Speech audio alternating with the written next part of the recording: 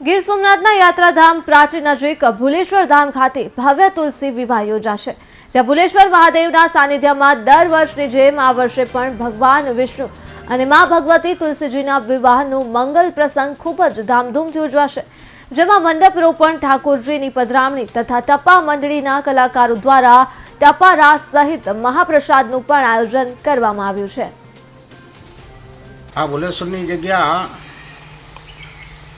સોમનાથથી 30 kilometre 26 kilometre છેટી છે।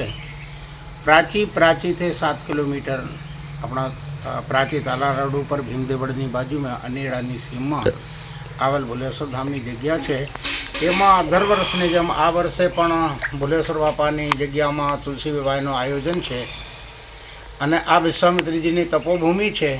આમે 39માં આ તુલસી વિવાહ છે અને તુલસી વિવાહની અંદરમાં કાલે એટલે કે 12 તારીખને મંગળવાર ને દિવસે માંડવા રોપવાનું છે અને 13 તારીખે ખૂબ જ ધૂમધામથી તુલસી વિવાહનું આયોજન છે।